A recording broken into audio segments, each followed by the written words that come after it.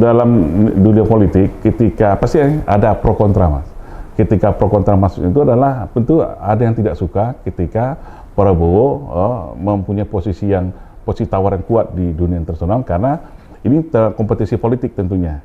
Ada pihak-pihak yang ada yang pro status quo, ada yang pro perubahan di sini dalam politik domestik Indonesia. Tentu orang yang tidak ingin Prabowo ini lebih kuat, tentu banyak juga. Karena apa? Secara ilmu geopolitik, apa yang terjadi di Indonesia ini tidak bisa lepas dari kondisi dan konstelasi politik geopolitik global itu sendiri.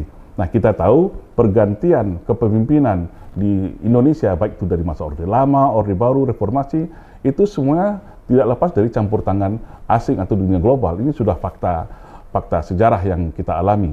Nah, untuk mengganggu atau dalam tanda petik ya orang-orang yang berseberangan dengan politik Prabowo, tentu mereka tidak ingin Prabowo di mata dapat dukungan yang masif, yang kuat di dunia global. Makanya untuk mendegradasi pengaruh Prabowo, mengganggu secara psikologis ya, tentu mereka melakukan gangguan-gangguan terhadap politik domestik Prabowo itu sendiri. Karena ini juga akan, Indonesia ini kan jadi sorotan nih, Mas, jadi sorotan dari seluruh dunia melihat performance Prabowo sekarang yang dalam tanda petik juga sedikit agresif dan melalui diplomasi luar negerinya ke seluruh kekuatan, malah tidak hanya di hanya blok kekuatan saja.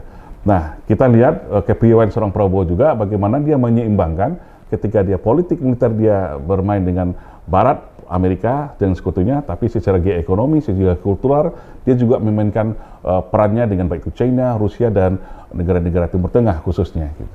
Nah, ini saya lihat sebuah langkah strategis yang cukup memberikan balancing of power bagi diplomasi pertahanan dan luar negeri Indonesia ke depan.